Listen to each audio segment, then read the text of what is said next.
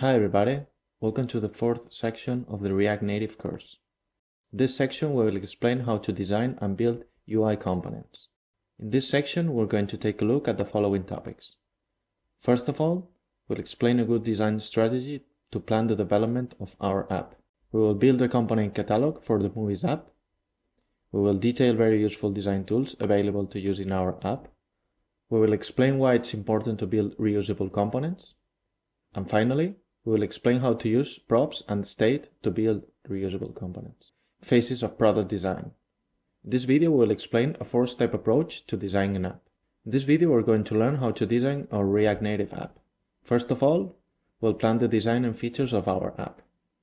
We'll build a wireframe for our movie app. We will also show and explain tools that can be used to visually mock our app. And finally, we will prototype the navigation between our app screens. In our proposed schema, the first step of app product design is the outline. An outline can be represented as a list of items where each item is a sentence about what our app should do. Outline items are more or less like requirements, but expressed in a more informal way. We have to construct our outline with sentences like, the user has to do this. For instance, users can read the detail of one page.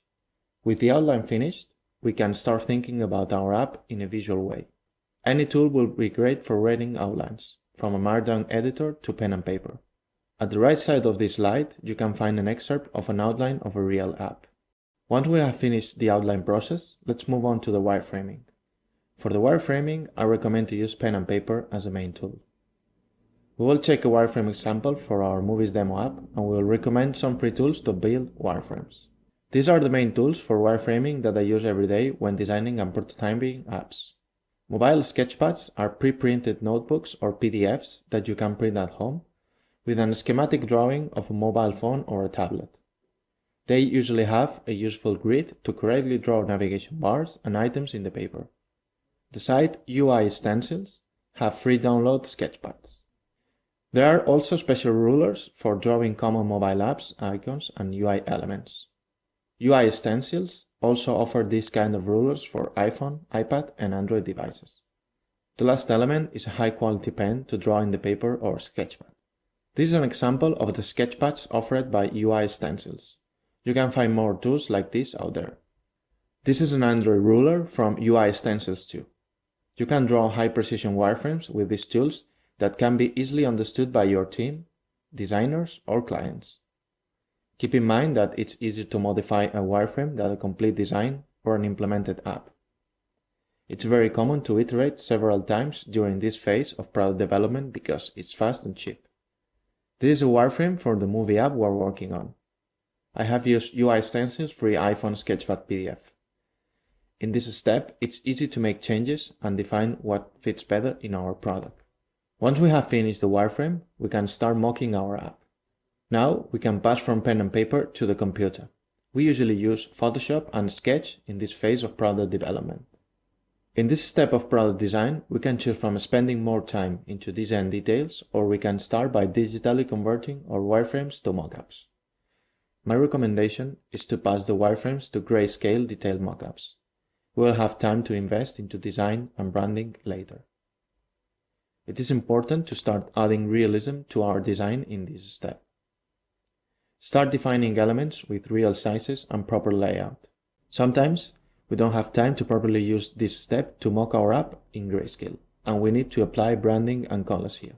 It's okay too. Finally, we want to design the last step, the interaction and navigation between screens. Interactions and navigation are one of the most important parts of any mobile product design. It involves both components and the app as a whole. We have to design which elements will respond to user interaction, how they will do it, and how we can navigate between screens. Sometimes, during this step, we will find blind spots in our app features or navigation.